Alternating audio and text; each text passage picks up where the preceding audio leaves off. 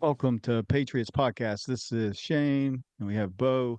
We'll talk a little bit to you today about Crossfire and a few other things. What's Go up, ahead and man? have it, Bo. All right.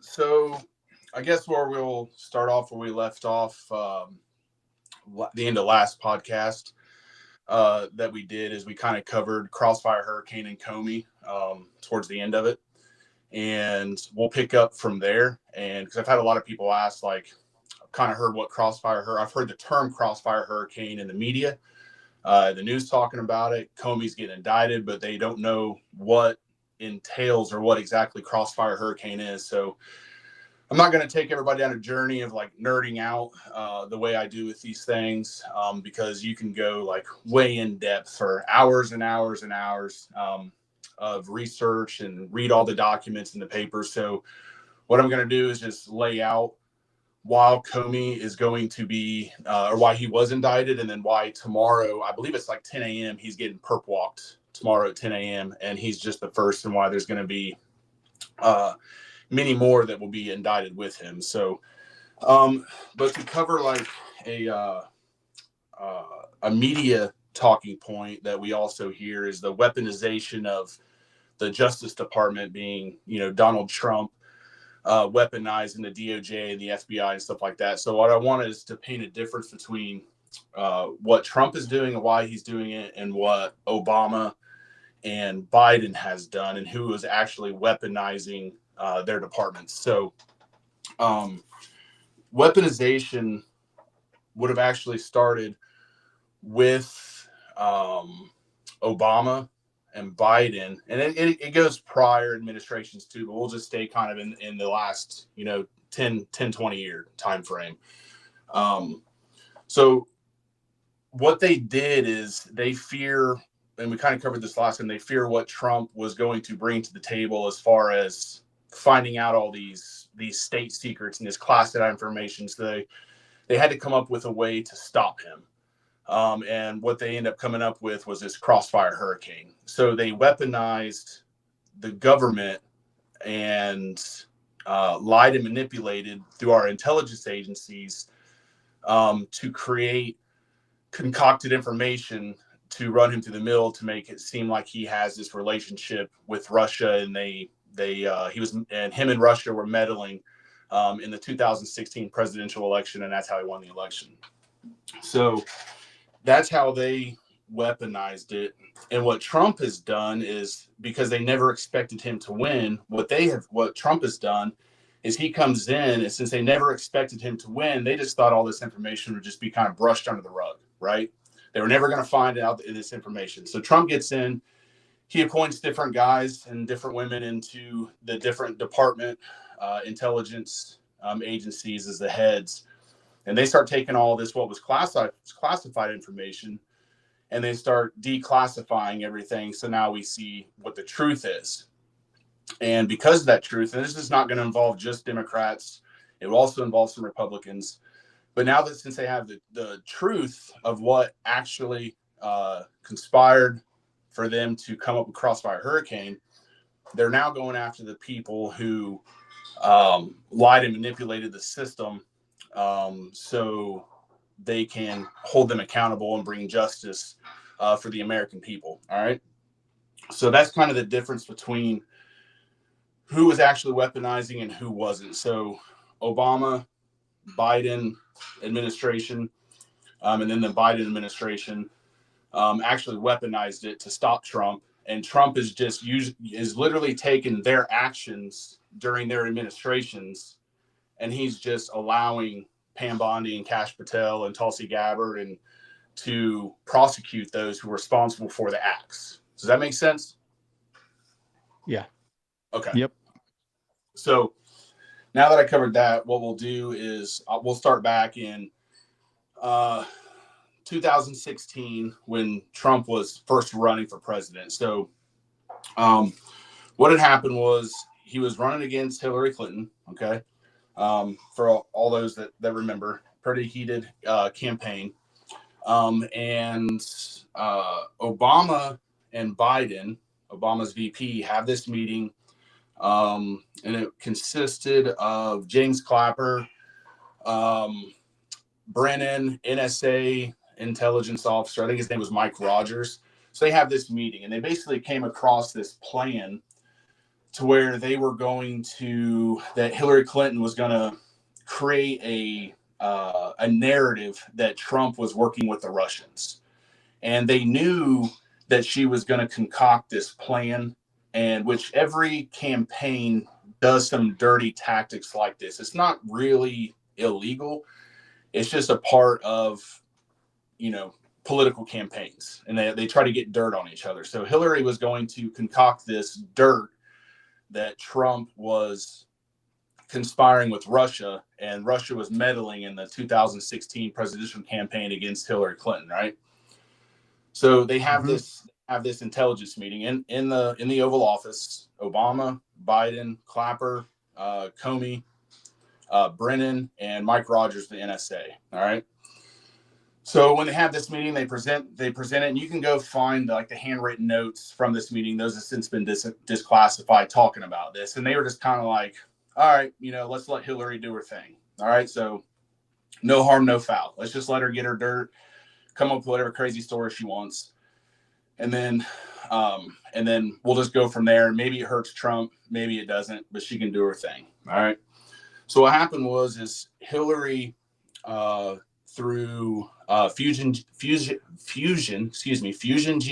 and the DNC, reach out to this attorney named Mark Elias, and pay him through the DNC, and this attorney through let me think of can't think of the name of it's Pico, or excuse me, not Pico, Perkins Coie is who Mark Elias worked for. All right. So all right. they pay him to create this dirt on Trump, and you've probably heard of it, called the Steele dossier. All right. And like, where do we get the name the Steele dossier? So they paid for this 35-page report about this dirt, and it was crazy stuff. It was like, Trump hires hookers in Russia, and they urinate on him, and there's all this like crazy stuff they came up with, right? That they were trying to get dirt on Trump, and they created this great big 35-page report of all this just shenanigan stuff that Trump was supposedly doing, as well as they said that he was meddling with Russia, or excuse me, he was coordinating with Russia to meddle in the 2016 presidential election. So pretty far-fetched information is what they're presenting. All right. Still technically walking the line of legal, morally right? No, not morally right, but this is the game of politics in America, right? Yeah, that's exactly right.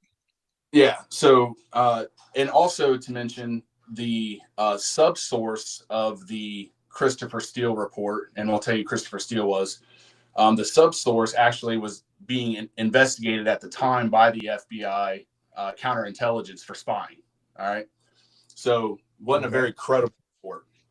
All right. So now that Hillary pays for, through Fusion GPS to prepare it, pays for this report, to get this dirt on Trump meddling with Russia, for the 2016 presidential election, then still not illegal. But then this is where stuff starts going wrong, where it starts becoming illegal, okay, where they start committing crimes, is from the very beginning, they knew that Hillary Clinton was doing this, that she was creating this report from the very beginning. So what had happened is, I don't know if you knew who Peter Strzok or Lisa Page were. Peter Strzok was a FBI counterintelligence officer, and he led the 2016 Trump Russia meddling case. So after he gets brought before the Senate, some text messages are released, and Lisa was like, "Oh my gosh, I don't want him." They were two lovers within the FBI, is what the thing was. Like, "Oh my gosh, I don't want Trump to be president." And Peter, who's actually leading the FBI investigation, was like, "Hey, don't worry, we have things in place So he never becomes president. All right, and this is what that was. All right, so Sure of it, the huh? FBI, James Comey, ends up launching this crossfire hurricane investigation. And what they do, knowing that it's completely false, what they do is they start subpoenaing all these different people. They start all these FOIA requests. They start where there was all these FISA warrants. So under false information, the FBI was lying and fabricating evidence to present to a FISA judge to get FISA warrants to surveil Trump and people within his administration. So they know that the pretext of the investigation is fake, phony, made up. 100%. They know it. 100%. Yet they So use they're FISA. signing affidavits.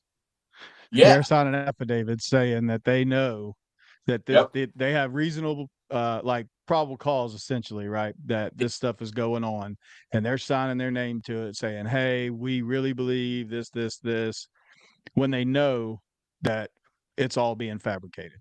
Yeah. So, and at the time, Trump is not a sitting U.S. president. He's still considered an American citizen. So they're doing this against American citizens, and you got to question if they're going to do that against Trump. It's fair to say that they would do that against anybody, right? They're going to fabricate, make up evidence. This is supposed to be the leading law enforcement organization in the world, and they are lying and manipulating FISA warrants before a FISA court with a FISA judge to illegally wiretap and surveil American citizens who happen to be Donald Trump and people within his campaign organization. All right. So that's where it became criminal, and them knowing that there was this issue, right? And so it so happens that this report, this Crossfire Hurricane report, or the Steele dossier, excuse me, the Steele dossier comes out like a week and a half before the official launch of I believe it was actually right before the election. So like a week and a half before the election, they're like, oh, look, Trump's meddling and coordinating with Russia to overthrow the 2016 presidential election. All right.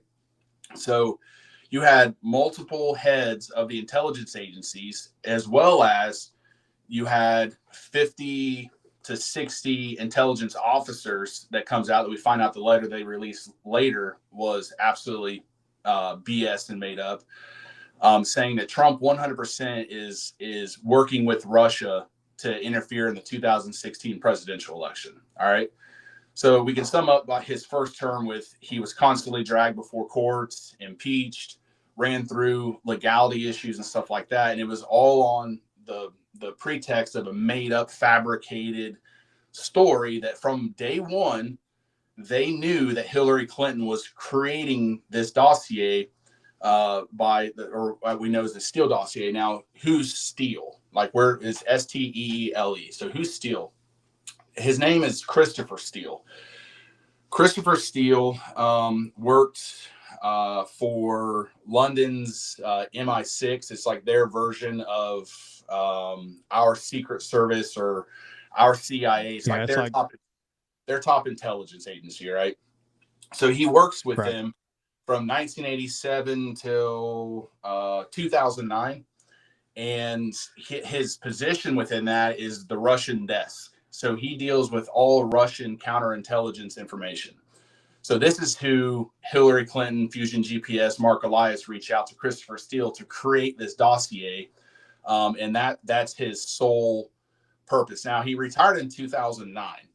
But when he retires in 2009, he has a London-based private intelligence company that he creates called Orbis Business Intelligence. And it's a London-based private intelligence firm. So that's who they're hiring to create the Steele dossier from the very beginning. And to reiterate again, from the very beginning, who our intelligence agencies, being Comey and the FBI, Brennan, Clapper, Mike Rogers through the NSA, Clapper and Brennan, they're with CIA, that that from the very beginning, from day one, and again, and I've said this from, several times now, from day one, 100% knew that this was all fabrication, that Hillary Clinton was creating this just to generate dirt on Trump, even if it's made up, to help her beat him in the 2016 presidential election. All right. So that we're all clear on that, that aspect of it. So that we know from the very beginning that it's made up. All right.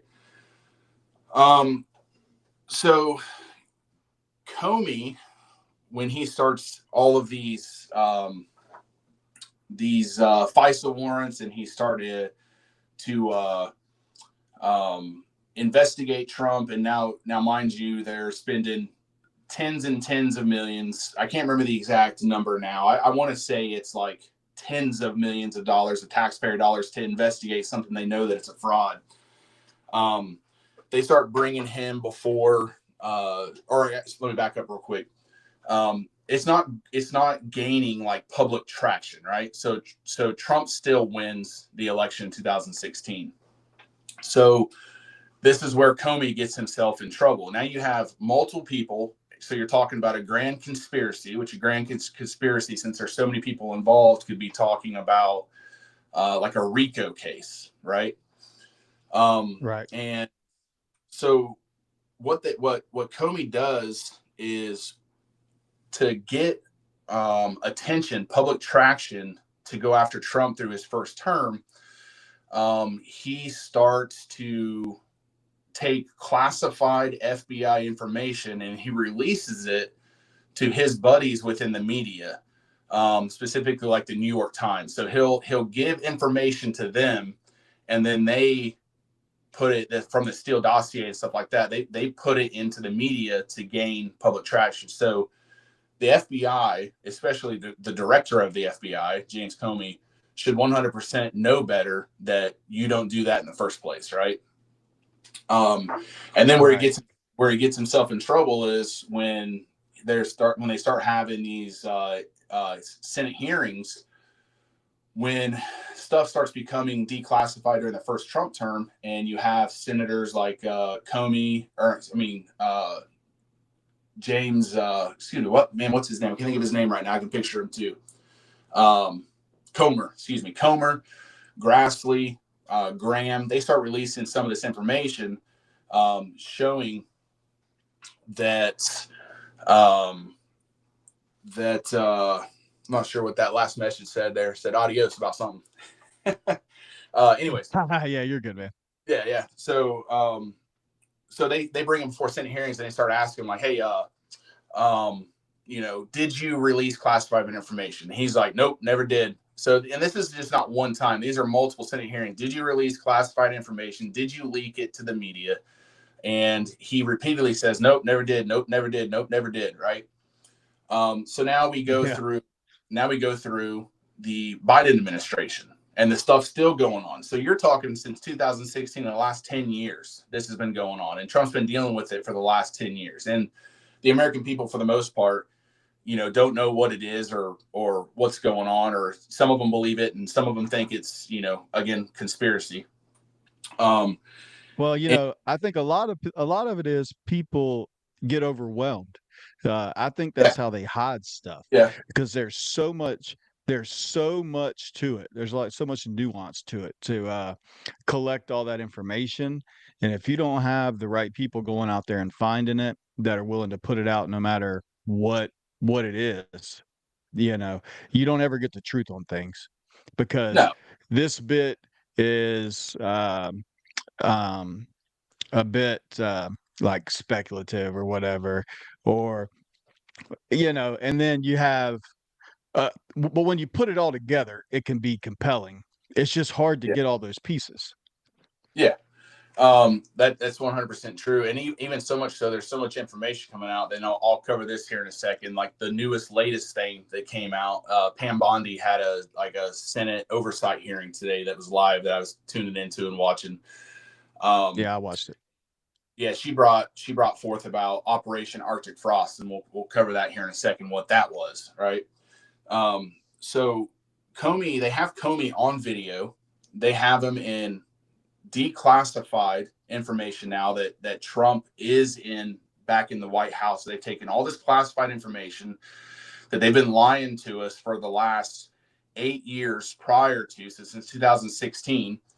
They've been lying to us, the American people, about, Trump colluding with Russia to overthrow the 2016 presidential election. And when Republicans are trying to get information, then you have people at the head of the FBI or CIA or NSA that's like blocking and declassifying and redacting and everything. So you can't, even those guys sitting in Congress, even those guys like on the Senate and Senate Intelligence Committees, they can't even get the full information, right? They're just getting like little bits here and there, whistleblowers coming out here and there, but it's more of like a he said, she said. They've still got to have like the receipts to prove that what Comey and his fellow grand conspirators were doing was a crime.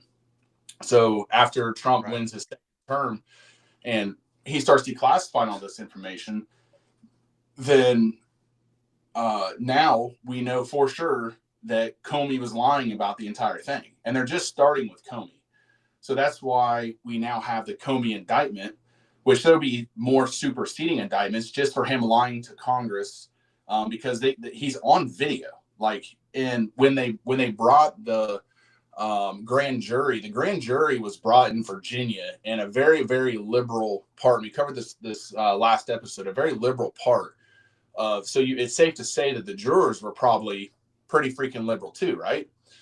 And they still had the prosecution still had such a compelling case and such strong evidence that a grand jury was like, yeah, we got to indict this guy, right?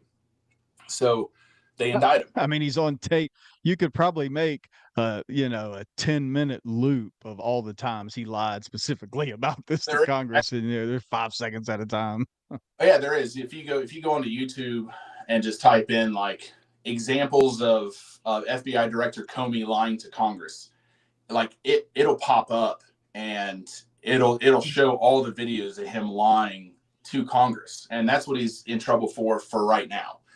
And when Trump says like Comey's a dirty guy or whatever other creative names he calls him, like he's being serious. You can't tell me the number one law enforcement officer, for example, is walking down a beach one day and sees shells written out 8647, and then was like, oh, look at this interesting seashell drawing or artwork that I found on the beach. And he doesn't know what 186 is in like a police code. That's the code for homicide, right, or murder. And 187, but or yeah, 7, yeah, but yeah, excuse me. But that's like what he is putting on the beach, right? And he says, oh, I didn't know. It's like, you can't say you didn't know. Like, you 100% knew. You've been in law enforcement long enough. You're the head of one of the best law enforcement agencies in the world, and you're dumb to this fact. And it just so happens to correlate the homicide and then with Donald Trump's presidential number. Like, you're lying through your teeth, right? So, and I believe that's still being looked into. I don't think they've resolved that yet. But there's also much bigger fish to fry than a social media post that the government's looking into. So Christopher Steele, since he's kind of vanished, he was criminally referred to the DOJ for lying to Congress. Him saying all the things he said about Trump, not criminally illegal. There's no crime there, but civilly, he's been sued by multiple people that he references in the Steele dossier, including I think it's a last. I don't speak Russian, of course, even though all the leftists consider us all Russian bots, and that we're Vladimir Putin's puppets or whatever else they call us. But Alaskij Gubarev, I believe is his name, sued Christopher Steele for libel. Alpha Bank sued Christopher Steele for libel and defamation. And then there's 3 British business entrepreneurs who were tied in with Alpha Bank that sued Christopher Steele. And they were awarded large sums of cash for damages because they end up saying that, or the Christopher Steele dossier made it out that this Alpha Bank, which you can look into that whole thing to Alpha Bank, that Alpha Bank was paying large sums of money to Vladimir Putin. So that's how they were trying to like connect and weave everything. And like I said, from the very beginning, our intelligence agencies, the directors of, knew 100% because of Clapper and Brennan's handwritten notes that have since been declassified, that it was 100% made up that Hillary Clinton was going to concoct all this information against Donald Trump to help her beat him in the 2016 presidential election. And yet they still chose to carry out FBI investigations, lie and manipulate FISA warrants, tap phones, which brings us to Jack Smith, who was a special prosecutor, who we find out yesterday, and then Pam Bondi talked about it today in her Senate oversight hearing, that Jack Smith was contacting the phone company, subpoenaing them and forcing them to wiretap and listen in on eight sitting senators, current sitting senators' phones. You know, so It's insane.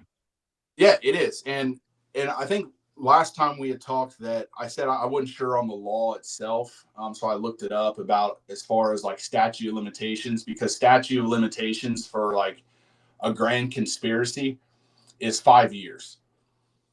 But this has been going on since 2016. So how does that make sense? Why is Comey being brought, being indicted and going to be perp walked tomorrow, I believe at 10 a.m.? Is because with the grand conspiracy, until the conspiracy meets its conclusion or what they consider its aim, like how the conspiracy conspires to achieve what it was set out to achieve, right? Which this one was achieved to do away with Donald Trump so he doesn't win the presidential election and all that stuff. Every time that anybody that was directly involved with the conspiracy itself communicates, it can be through text message, through phone call, through the media. Anytime they talk about it, they continue the conspiracy, and the clock starts over from that day. So a new 5 years starts. And these guys, because they're trying to cover their asses and they're trying to play to the public sentiment now about, because there's going to be jurors that they're pleading to in a roundabout way, making their cases. They know that their ass is grass. So they're playing to the public to sway public opinion. And that is where you get the continuation of the grand conspiracy. And they keep resetting it themselves just because they're playing on defense now. And we've only seen, they've released thousands of documents, but they're still holding thousands, tens of thousands of more documents that we have no idea about yet, because they're using those, during the court cases. So for prosecution, They can't play their whole hand. No, they can't, because then you give the defense a better defense, right? They're like, oh, well, it gives them an angle on how to defend themselves. But I don't see how these guys. I mean, of course, Comey could go before a juror. He still deserves, regardless of his crime, still deserves his day in court, right? But and that jury could still not convict him. They could still, dismiss the case, or they could be like, there's not enough evidence or whatever else. But I think it speaks volumes when you have a grand jury in Virginia, like we said, a very liberal area that decides to indict him. So to me, that's pretty strong, compelling evidence that there is some wrongdoing there. And the people has also seen him on video, and we've seen the declassified emails that were given to us by Tulsi Gabbard, for example, for one of them, and then other people on the Senate's we've seen the emails and we've seen the videos of him directly lying. That, and we know that one of his, I think it was McCabe was his name. McCabe was his buddy. Like that was his right hand man. That he was giving McCabe this classified information to leak to give to the New York Times. And so McCabe, yeah, not a great dude, but I believe McCabe at the end, flipped to save his own ass and was like, yeah, this is what he was wanting me to do. So I would expect McCabe to actually come out and testify against Comey, and that's something that hasn't been mentioned a whole lot, but you're going to see guys that were directly to Comey's right and left because all these people are tied up in this right now. And at the end of the day, they're all going to be trying to save their own asses, so they're going to be flipping it. Of course. So, but if you follow John Solomon, I mentioned him last episode. If you follow John Solomon, he's the CEO and the founder of Just the News. And he has a lot of good insider contacts. And he's able to, he dissects all of Crossfire Hurricane very well. So I'm speaking a little bit slower because I'm trying to not lose the audience as far as diving too deep into this, because it does go very, very, very deep. But that's the gist of the Crossfire Hurricane is, and to reiterate one more time for anybody that's tuning in later, it was completely made up. All our intelligence agencies, including Clapper, Brennan, Rogers, Comey, Biden, and Obama, all knew from the very beginning that Hillary Clinton was going to create this Steele dossier for dirt against Trump for the 2016 presidential election.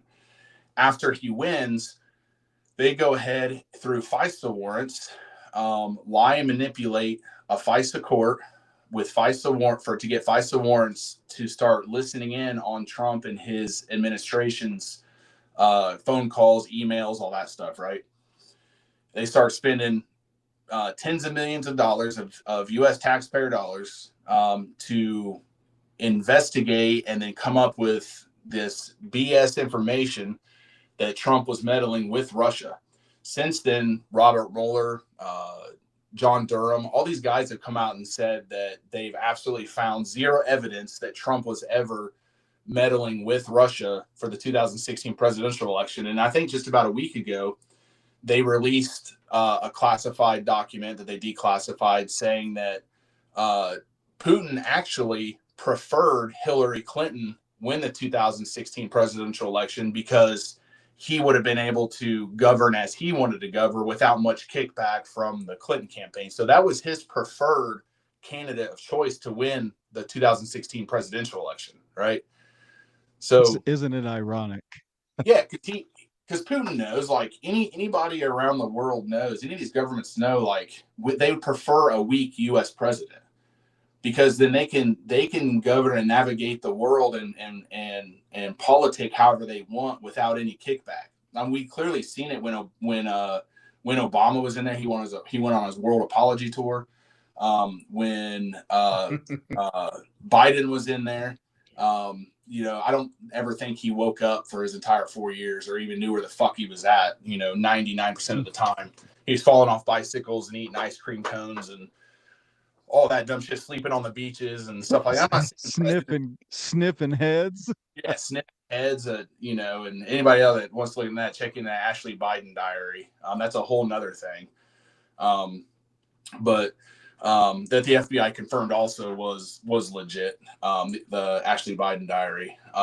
So that is the sum up of what Crossfire Hurricane is, where it came from, and why James Comey has been indicted and why he's going to be perp walked tomorrow, and then why there's going to be a lot more indictments coming. And I think the reason why that Democrat area brought back an indictment in the grand jury is because the average American does not want the government conspiring against its own citizens. And that goes, I mean, there's some outliers if you get way off to the side, but for the most part, people don't like that shit. And you Yeah, shouldn't. no, we shouldn't. And it's and Trump at the time was a U.S. citizen. So, like I said earlier, if they're gonna do it to Trump, a presidential candidate, they would do it to any of us, right? And they thought with everything in them that Hillary Clinton was going to win. They thought with everything in them that Kamala was going to win this last election, and they acted all those the people involved with this grand conspiracy. They acted in a way that they were certain that they would never be caught, 100% certain that they were never going to get caught. And then that's why you see them battling and trying to assassinate him, trying to imprison him, impeaching him, running him through the mill. They've thrown everything at Trump, hoping he will stop. And the man does not stop. He just keeps getting stronger. His followers keep getting stronger. The MAGA movement keeps growing even more stronger. And now that he's in there and he's coming back and taking a hatchet to the whole system, it's not political weaponization. He literally is just prosecuting those, or he's not prosecuting, but his FBI and his DOJ is prosecuting those responsible for the actions that they thought they would get away with. They literally were caught with their hand in the cookie jar, and there's nothing they can do about it. And it scares them to death. And I'm glad they are scared to death. They deserve every bit of punishment that's going to come towards them. And I hope the full weight of the law and these jurors do the right thing and put these guys away in prison for the max time allowed for each charge that they get. Yeah, for sure. For sure.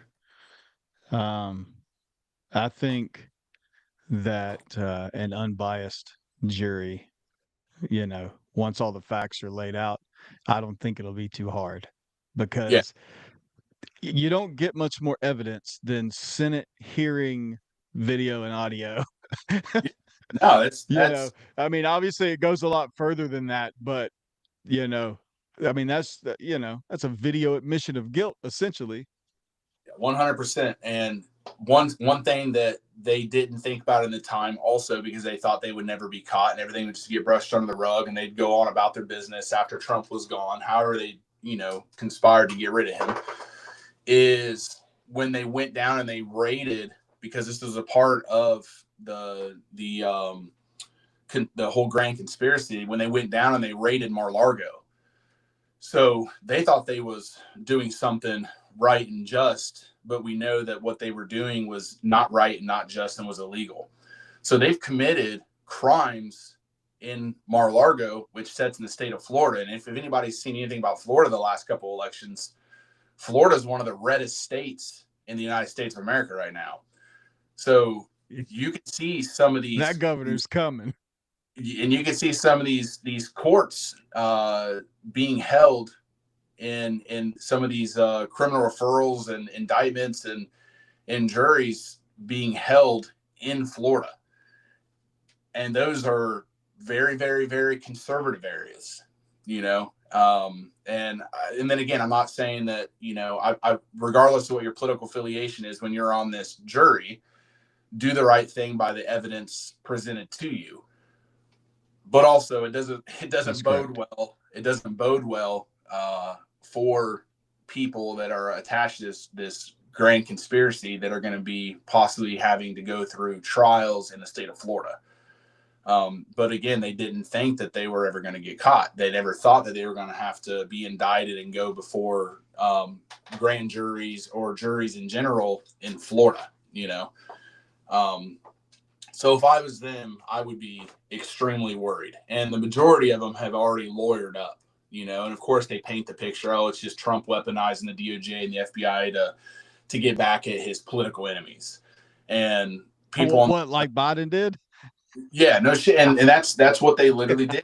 Weaponized it to go after Trump. And Trump has just been like, I'm not weaponizing it. Let the facts lie where they may, and find out what they are. And then if there's a prosecutorial case there, prosecute him. If there's not, then there's not. And during his first presidential election, he had every justification if he wanted to go after Hillary Clinton for, her missing 33,000 emails and all this stuff, and Uranium One. There's so many other scandals attached to Hillary that he could have, if he wanted to, pressed and went after Hillary. But he's even recently said, like, it wouldn't have been right for me. It wouldn't have been right for me to go after a past sitting president's wife, a Secretary of State. It wouldn't have been right, so I just let her go. I didn't even do anything with it. Instead, he put his first presidential campaign was put on defense by defending himself against all these false allegations that we 100% know now are false. Right. And so now he's like, hey, man, like, her and all her buddies came after me and they committed these crimes. There's nothing I can do for her now because, I've got Pam Bondi and Kash Patel and Dan Bongino and John Radcliffe and all these Tulsi Gabbard, all these bulldogs that are ahead of these agencies that are going to, look at the facts and look at the declassified information. And if there's something there, they're 100% going after it, So, as they should. Yeah, 100%, as they should. And I, for one, I'm 100% stoked and looking forward to it. I hope they present strong cases. And I hope these guys, if they did truly do wrongdoing, I don't know about the other ones, but I for sure know that James Comey, we see him on video lying, and you can go through past congressional hearings and Senate hearings, and you can see these people lying as well. So it wouldn't surprise me if you see, like, initial indictments with grand juries deciding to, oh, there goes my dog, someone's at the door. Anyways, with them deciding to prosecute them for just simple thing, or it's not simple, but things like lying to Congress, right? Because and then they'll come down like a grand conspiracy, because then you'll be able to take all these different names that I mentioned earlier and put them all together and be like, they created this entire grand conspiracy to go after Trump and anybody affiliated with him,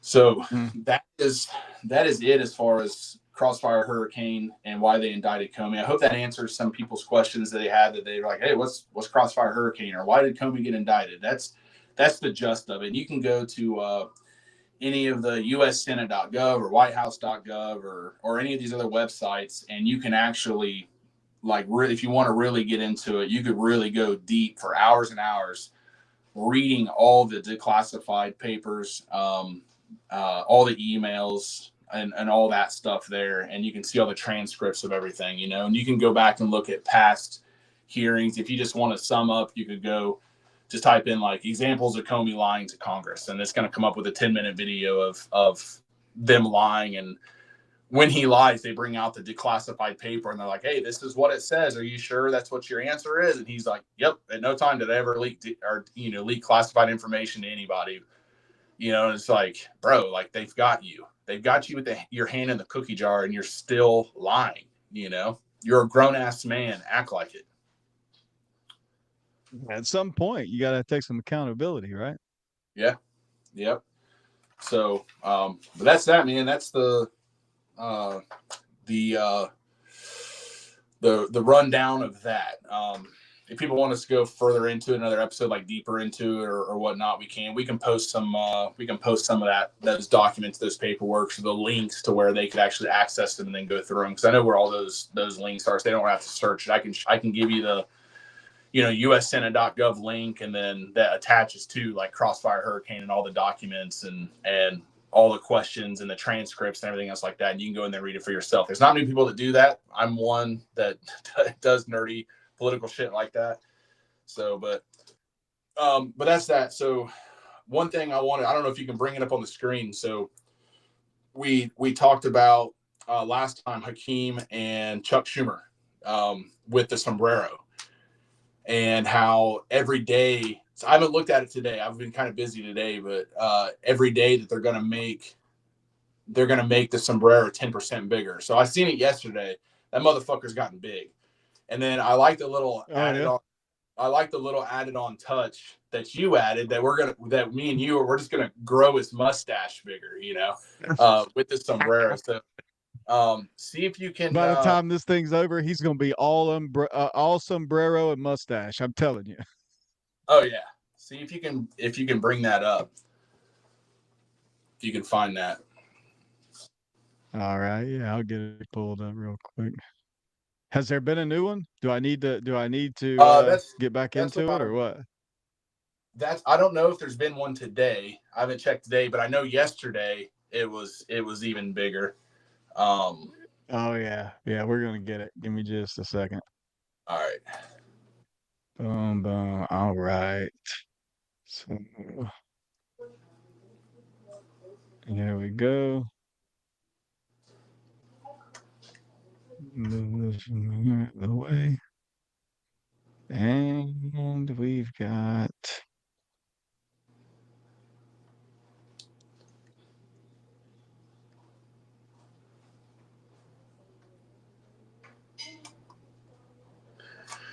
David Trump. there you go.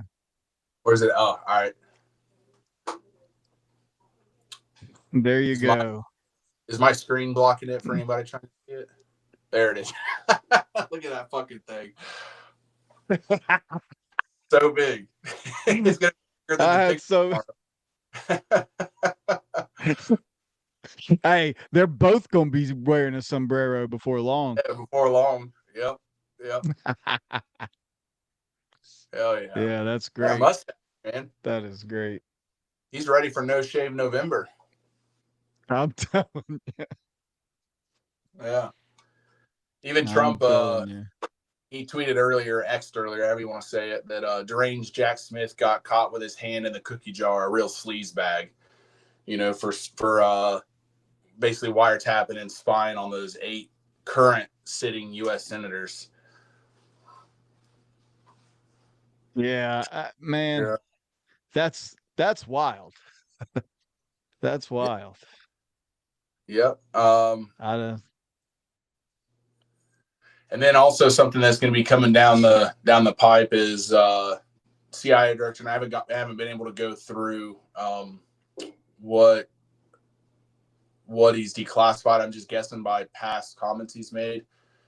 So CIA Director John Radcliffe today declassified documents and intelligence regarding Ukraine after it was determined to be in the public interest. So there's been because of what Zelensky said, basically we're sending all these hundreds of millions of dollars of U.S. taxpayer dollars over there to Ukraine to fund this military engagement to fund the war against Russia. And he's like, I'm not getting no money, So the conspiracy theory right now, or the theory is that all this money has been being sent to Ukraine, and then it's been being funneled to people's pockets within Ukraine and then back to U.S. politicians. So, I mean, there's no doubt that they're skimming. I have yeah, I have no doubt. so the report's right here, but I don't know. I'm assuming that's what they're talking about. I haven't read it, so like I said, I've been kind of busy today. I'm assuming that's probably what they're talking about, is showing whether there was or wasn't people pocketing taxpayer dollars. Okay, yeah. So actually, right here, it's also talking about the CIA intel showing that the IC knew Biden was engaged in business corruption in Ukraine. This is when you go back to like Burisma, when you look at the Burisma scandal with him and Hunter Biden. And there's a corruption in Ukraine, that there's a massive double standard, and Biden made them cover it all up. So, oh yeah, one thing that reminds me. So before Crossfire Hurricane started, real quick, to go back to Crossfire Hurricane for 1 minute, because this reminded me of this. Brennan and Clapper, they kind of did their own inside research to see if there's any credibility to the Steele dossier. And they even went back, and this was a document that they declassified showing Obama, Obama's hand in this, showing that there was no direct evidence tying Trump to Russia. But to get the Crossfire Hurricane and get Comey and Mueller and all these guys investigating it, and justification to get these FISA warrants that they illegally obtained, Obama directed his intelligence agencies to concoct, to make up the information, showing that Trump was tied to Russia. So again, very beginning, hey, I know that Hillary's doing this thing, no big deal. But then in the end, Obama directly implicated himself into it by falsifying, the documents through U.S. intelligence agencies saying, oh, yeah, Trump is tied to Russia. So he himself, you could be seeing an Obama indictment himself. And he was on the media talking about it, like all these guys are on there talking about it, how they know Adam Schiff. I 100% know. I've got a paper right here showing that Donald Trump is directly tied to Russia. And of course, we never seen that paper or anything. He's just like, I've got it all. I've seen everything. And it is just absolutely. It was blank. Yeah, just a blank right here. Paper. This sheet of paper right here has all the evidence, and it's blank. Yes, release it then. Just show us if it's there. Show us. Maybe we're wrong. Maybe we're 100% wrong. And if we are, I'll eat that. But just show me. There's like everything they've had to make up and concoct. So, but that just reminded me that last thing we were talking about John Radcliffe with the CIA. Releasing that, showing that Biden made them cover it all up about the CIA knowing that Biden was tied in with business corruption within Ukraine, and that's the Burisma story, and we can talk about that another day. It might be something to good. But it says Biden didn't want intel disseminated showing Ukrainian concern over family's corrupt business ties. So I bet he didn't. Hell no. Because at that time, that's when he was vice president, when we started hearing about Burisma, and then he, launched his presidential campaign, and those are still all the same intelligence agencies. And at the same time, they released, I think it was 50 some intelligence officers signed a paper saying that the Hunter Biden laptop was just Russian disinformation. And to come find out that was all concocted and made up too. It was like, that's like they're at Russia. It's like Russia's the boogeyman, and that they literally made every single thing up, and then everything that was true they've lied about and tried to cover. And we know what the truth is now, because the current administration is just, they're not telling us what the narrative is. Like, hey, this is the story, how the Biden Obamas were saying this is the story. And then we never got no receipts. We never got no factual information or no declassified docs and stuff like that. Trump's like, fuck it. This is what they're saying has happened. And Tulsi Gabbard and Bondi and Patel and Ratcliffe are be like, all right, yeah, we'll declassify this. Here you go. So the American people can read it for themselves and be like, oh shit, like, we see what the actual story is here that has happened, Yeah, the information's out there. Just go get it. Yeah. So tell me what do you think about President Trump's position, putting these National Guardsmen into these cities? He legally has the right to do it, so it's not illegal for him. Totally agree. Even though there's been a couple judges who have said, like, you ain't doing this. So he's sending National Guard's troops to these locations in these cities to, because he has the law enforcement agencies there. It started with DC. They kind of threw a fit about it at first with DC, and then he put like Department of Homeland Security and ICE officials in there because you can't be harboring illegal immigrants. And he puts them in there to go after these illegal immigrants. And then they are being attacked and stuff like that. So then he sends National Guard's troops in to help assist them and protect federal buildings. Federal property. Yeah, federal property, federal employees. Yeah, so it's not like he's sending them to, the mayor's house and causing chaos around the mayor. He's sending them to federal buildings to protect federal officers because these cities are harboring federal criminals who have broken our federal immigration laws. So I mean, they're putting bounties on these guys. The head guy Yeah, I forget his name in Chicago at the Broadview facility. Yeah, There's a $10,000 bounty on his head yeah, from one of the higher ups in one of the local gangs. yeah, That's been running rampant. That mayor and that governor, they are a few bricks shy of a load. I don't yeah. know Uh, what the hell Mayor they're thinking.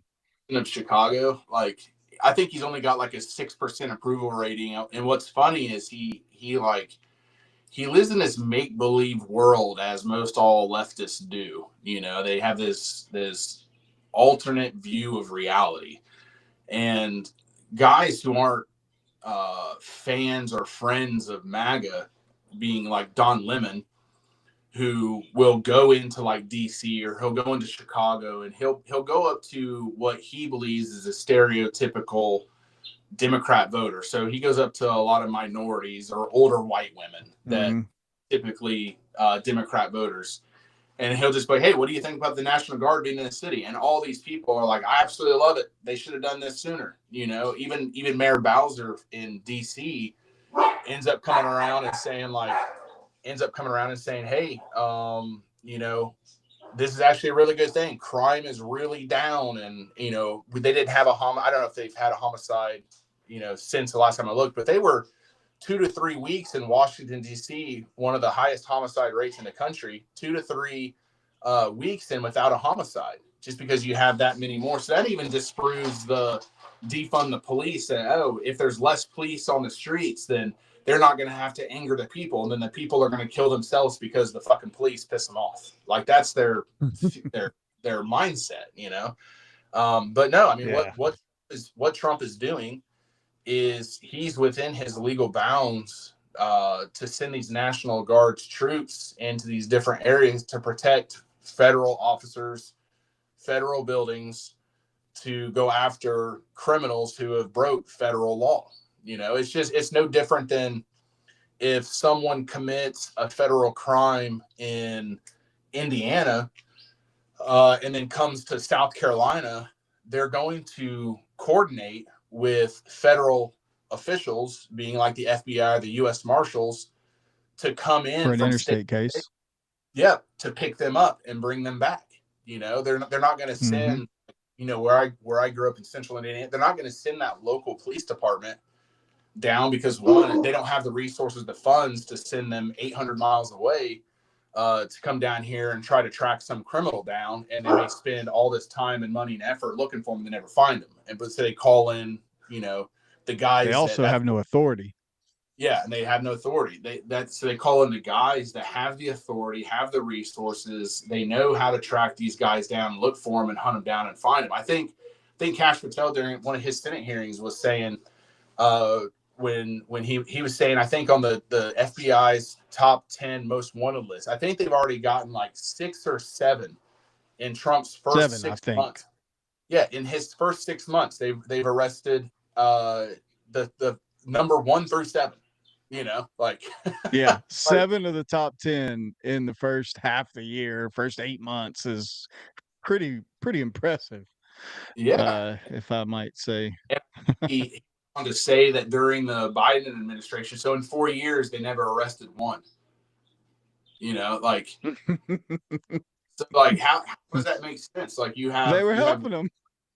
yeah, no shit. You have one agency that or one administration that is anti law enforcement. You have another administration being Trump who is pro law enforcement, and he's just taking the cuffs off the FBI and say, "Hey, go be police, go earn your reputation back." Because even me, like, I love law enforcement. I back my brothers in blue. I'm not saying 100% of cops are good. You know, just like there's not 100% of firemen who are good, and that's you get that regardless of profession. But even me Mhm. who loves law enforcement, I've even said over the past 4 years, fuck the FBI. You know, I have said that because I know Oh, who yeah. and that's not saying that, you know, they're still great agents and always have been and always will be great agents within the FBI, but their leadership, when I say fuck the FBI, I'm saying, you know, fuck Comey, fuck McCabe, fuck Peter Strzok, like all these top leaders who represent the FBI, Yeah. you know. That represent it poorly, are corrupt. have agendas. Yeah. Law enforcement, especially the premier law enforcement agency, there should be no agenda besides locking up bad guys. That's it. Yep. That And is the agenda. the Democrat Party is again living in this alternate version of reality that if they had any common sense about them, they would run a million miles an hour away from supporting people like, Comey and those responsible for Crossfire Hurricane. They would run from them and then save their own asses and just build from there. But they're Yeah. like doubling on it. They're like, when the American people are seeing the truth come out, like there's no question in my mind as to why there are people leaving in droves by the Democrat Party and the Republican Party. So there are people that are leaving in droves to join MAGA. And we covered that last time, that I don't believe the Mm-hmm. establishment understands MAGA. They believe we owe an allegiance to either the Republicans or the Democrats. Now, is Trump technically a registered Republican? Yeah, that goes more into the getting access to the coffers for running campaigns and stuff like that. All that big campaign For money. sure. It's So just that's, getting into the money. That's all it is. yeah, and that's why that is. And speaking of getting into the money, I also see people like, shit talking them like, oh, using taxpayer dollars to rebuild this, ballroom and different parts of the White House and stuff like that. Trump has donated his own personal money and actually raised money from donors to actually rebuild. So it's not costing the taxpayers a dollar to rebuild these ballrooms and different parts of the interior of the White House, or when you put that American flag out in the Rose Garden and stuff like that. Like there's no taxpayers paying for that. Like he is personally funding that himself, by himself, or with donors. He said that he would front the whole 200 million for that ballroom himself if he had to, and if there were donors, that he would go that route with them too, but he would do it himself if he needed to. Yeah, he did the same thing when he had that big parade, military parade. He's going to do the same thing when he throws the 250th birthday for America. Like, he funds the majority of these things with himself or via himself, or he gets just donors or grassroots donors also that will contribute to paying for these events. Oh, So what about the UFC on the lawn? dude, that's going to be badass. And I think McGregor's fighting in that too, who's also running for president of Ireland right now. Yeah, so McGregor did go back in the testing pool, the USADA or whichever one they're using now. They might have got rid of USADA, but either way, whatever testing pool they're using for PEDs and stuff, yeah, no, they had been having a hard time getting him back into the testing pool. But as soon as that was announced, he went back in the testing pool. Yeah, I mean He that's wants it bad. yeah, and that'd be badass to see Connor. I mean, I was a fan of Connor. Is the dude wild and like off the script and stuff like that? Yeah, but he's a fighter. That's how fighters are.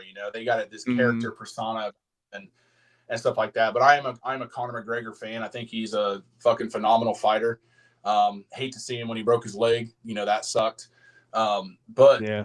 I like how political he's gotten, and he's trying to fix a lot of the same situations that are going on in America that are going actually on in Ireland. And I don't know how well he's pulling. I haven't looked how well he's pulling in Ireland, or if he's even got a good shot, winning an election over there. I don't know if it's the same thing, kind of how like people didn't take Trump serious, and now he's been in office 2 terms. So I Yeah. have to look to how he's doing politically in Ireland to run, but just imagine this. Let's say, I don't even know when the Irish presidential election happens, but let's say could you imagine he wins a presidential election and then comes over here and fights on the White House lawn in a UFC match? How badass that would be. Oh, oh, it would be great. Yeah, But I it would be don't amazing. know if they would allow him. Yeah, I don't know. It'd be crazy if like he started getting his ass wore out by whoever he's fighting, and then the Irish Secret Service like jumps in and starts beating the shit out of the other guy. Like, yo, you can't hurt the president. Well, I know the two guys that I think that he's most likely to fight on the White House lawn would probably be um, uh, Colby Covington or what's the other guy? Michael Chandler. They're both Americans, proud I, Americans. the guy he said he was going to fight, I can't think of his last name right now. They had like a flyer for it already, and I want to say I think it was that Chandler, I believe. Yeah. So yeah, he was supposed to fight him already, but that was part of that whole uh that testing pool situation and all that because he did the Ultimate Fighter, and when he did the Ultimate Fighter, it come time to the end for them to have their fight, and their fight got canceled. Yeah, I mean, you can look at Connor and you can see when he first came into fighting and versus what he looks now. I mean, that dude is fucking just yoked. It's Yeah, like he's yoked. oh yeah, he's obviously taking performance enhancing stuff. But I don't know, maybe you ask like we could get like a leftist panel in there or something since they're they don't live in reality and they look at him like, oh no, he just looks good. He just works out harder. He's not taking any performance enhancing drugs. Oh man. Yeah, that's crazy. That's crazy. But I know John Jones, uh, who has retired, immediately called Dana White and was like, "I'm coming back."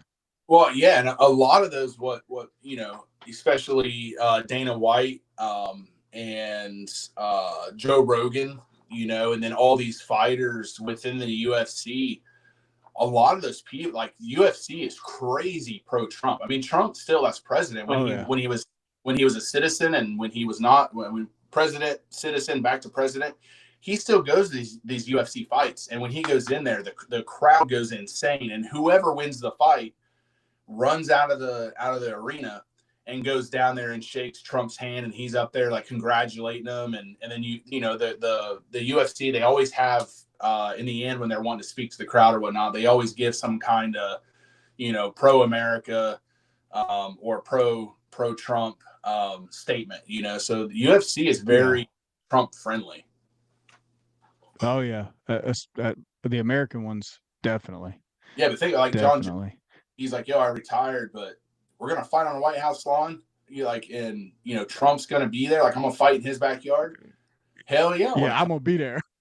Yeah, I'm like, I would too. Sign me up, boss. I'm Yeah, back.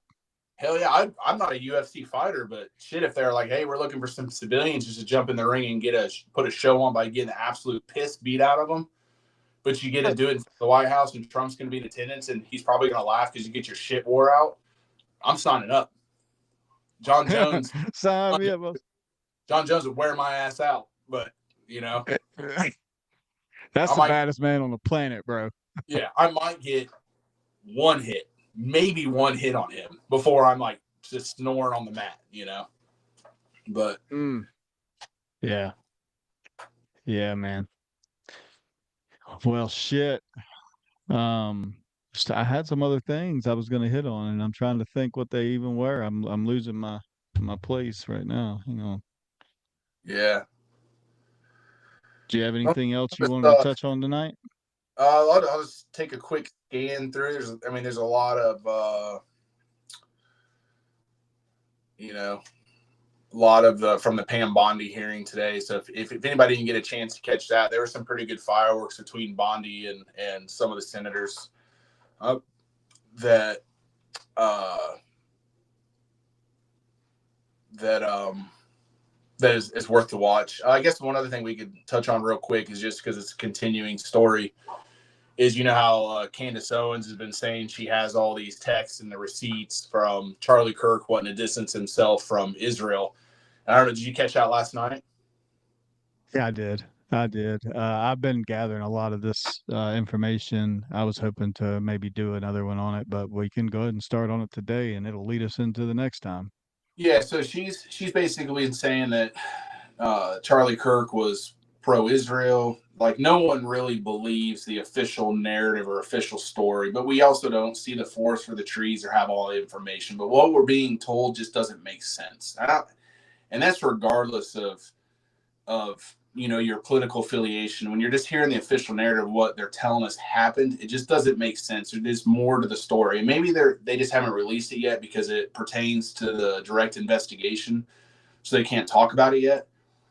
But anyways, Right. there's a theory out that somehow, Israel's involved in this, as they are with most everything around the world, right? They always got their fingers in something. 9/11. Yeah. That's another, we'll cover that one a whole another night. So shout out to Codex 9/11. If you haven't seen that documentary, I encourage you. It's 2.5 hours long. Go watch it. Also, Tucker Carlson has a great 5-part series out right now. Each episode is like 20 to 30 minutes. And my first and second episode, especially the second episode, talking about the 9/11 Commission, dude, my mind was blown. I was like, I'm pretty big in looking at that stuff. I was like, I have never heard this shit. And again, Tucker brings the receipts. So very well laid out, very well done by Tucker. But so back to Candace, she's been saying like Charlie was distancing himself from Israeli donors, and then there was a lot of people. So there was this kind of internal battle going on, whether Charlie was funded by Israeli donors, whether he was distancing himself from them because for whatever reasons he had, being they were becoming too involved with Turning Point USA. And there's the Hamptons story that they supposedly brought him to the Hamptons, and they were like, hey, like, you better start getting back on the Israeli side or else. That's kind of the sum up of the conversation. And I was like, oh, that never happened. That was fake.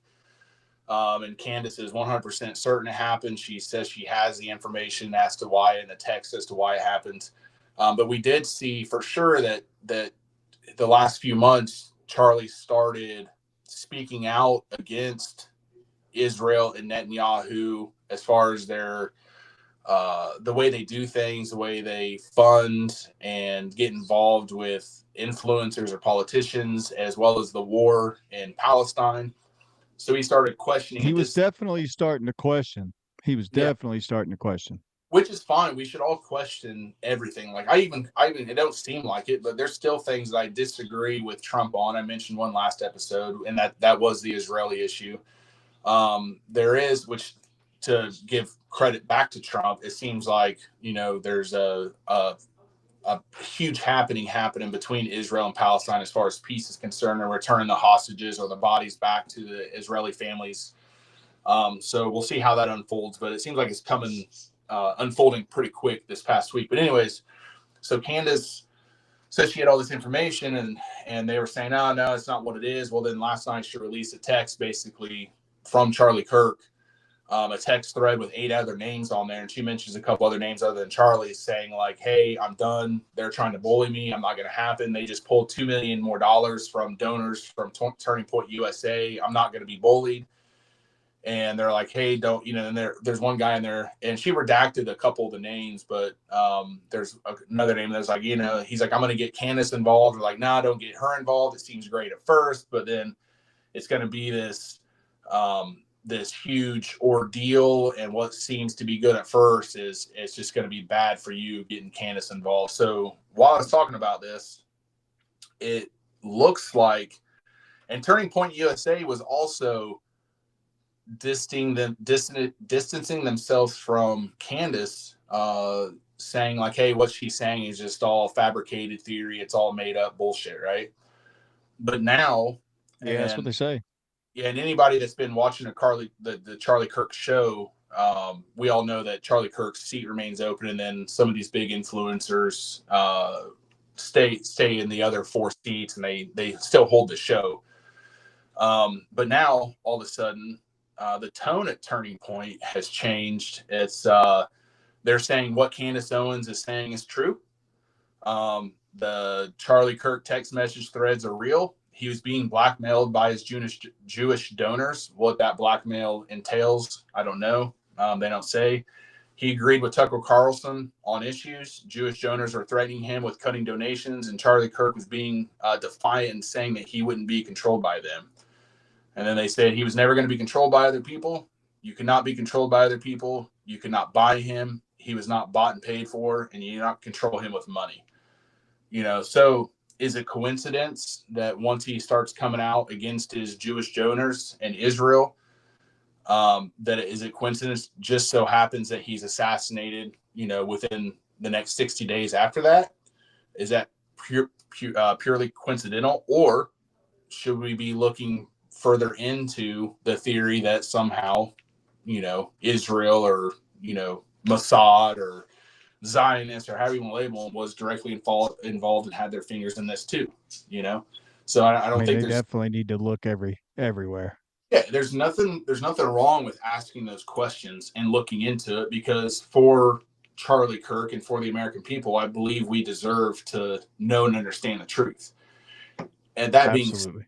there are some things on a military level that the American people we're never going to know the entire workings or happenings of um, military operations, or we never have a full picture of why they do what they do, or and stuff like that. And I don't believe they owe me an explanation or the inside track of when you know uh, Delta Force or whatever SEAL team goes out and performs these operations around the world. Like, I have trust that they're doing the right thing and they're doing it for a just cause. And we're never going to know about operations like that. We're not privy to it, and I don't believe we should know it. But something like this, where you have a media influencer as big, which he was the biggest that I can think of, being Charlie Kirk, is assassinated. We deserve to know. His family deserves to know, and for Charlie Kirk, deserves to have all those questions answered. Um, For sure. so we'll see what that comes from. It looks like, Candace was saying, hey, this is what it is. And they are all saying, nope, it ain't that, including Turning Point. Turning Point's like, nope, it ain't that. And Yeah. then the text. And then instead of them saying, like, nah, those are, they could have said, oh, those are fabricated and made up. They came out and were like, all right, yeah, they're all authentic. They're real. So what's Turning Point's position, and what are all these, were the people that were co-hosting his show, were they told, like, nope, there's no there to it, and they were just going off that narrative? And now, since they've seen it, they see the receipts, they're like, oh shit, like, yeah, there's something here, like, we need to look into this. So are they going off the cuff from Turning Point USA? Like, what's the ramifications from this in the foreseeable future? Right. um, I seen the other day too, to speak a little bit about COVID for a second. There's a big study saying that basically, if you got the COVID vaccine or boosters, you can expect to, or not expect to, but you're at increased risk for blood clots for 15 years after you receive the fucking vaccine. And 15 years. that was conspiracy theory. And then also a Yeah. second population study finds COVID-19 vaccines increase the risk of 6 major cancers, which also, Robert, what was his name? I can't think of his name right now. It's slipping my mind. The creator of he has a beard. I can picture him. The creator of the mRNA tech, when he came out and said that that technology was not made for these vaccines, right? And they Right. still use Yeah. I've seen that. it. Yeah. So he, I can't think of his name right. It's anyways, but he was saying the first couple of years you're at risk for uh, blood clots. Pretty soon after you receive it, so a year or two, and then if you make it through the blood clot, then years 5 to 6, you can see, because of an increase in spike proteins, you can see an increase in all of these crazy aggressive cancers they label turbo cancer. And he was labeled as a conspiracy theorist as well. And it's like, that's literally the dude who made the technology for the mRNA, and you guys put it into a vaccine, and he's saying this is not what this is meant for. These are the problems that are going to exist. They're like, nah, you're just fake science. You don't know what you're talking I about. mean, I have a family member that got vaccinated, and had a serious blood clot the next day. Yeah, The yeah, the very next day. yeah. And you can look at videos online and stuff like that. You can look at these videos of these people who, like forensic pathologists and stuff, that are performing these autopsies, and Was they it are Drew pulled. Weissman? No, it's Robert. Can't think of his last name right now. I can picture he has a beard. He's part of like CDC panel now under Kennedy. Um, Malone, Robert Malone. Robert Malone. Okay, Yeah, I got you. he's the I inventor got of you. mRNA technology. But anyways, you can watch these videos of these forensic pathologists that are pulling these crazy, elongated. I mean, just through whole vascular systems of these blood clots that are not normal. They're very uh, rubber texture, very fibrous. When they're pulling them out, they almost look like albino earthworms that are, that are moving up through these people's systems. And you can look at these guys like we've never seen this before, and then we're considered anti-science because we just ask the question. Like, if you've never seen it before, then actually, hold on one second. It wasn't Robert Malone that did the.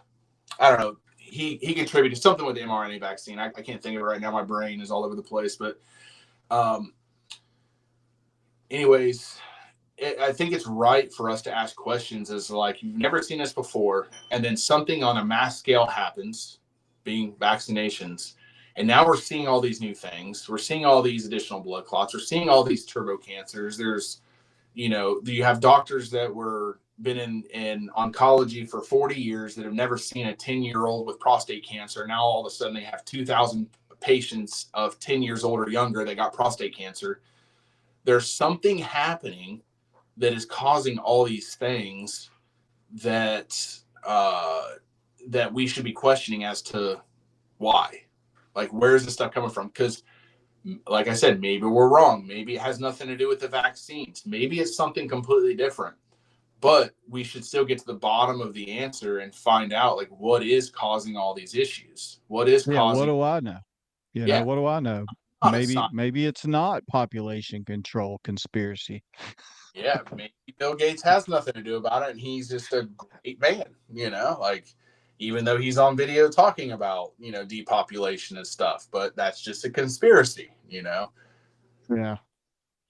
But I guess we'll continue to watch that, and I genuinely do feel like the people that are all bought into the COVID scam, the scamdemic at first, and ran out and was proud to get vaccinated and proud to wear their mask. So there was people that like got bought into the COVID cult for sure. For You sure. know, those guys made their decision, and it sucks for them. But I do feel bad because it was pushed down everyone around the world's throats. It was pushed down their throats to where you either go get vaccinated or you're at threat losing your job. And if you have some, Americans, I think it's like 75%, 80% of Americans don't even have $500 in their bank account, in their savings account. Of course, if they got to keep their job and they're being forced to go, get this vaccine, they like, so I can understand, I can sympathize with them why they did it. Although my I mean, personal our military.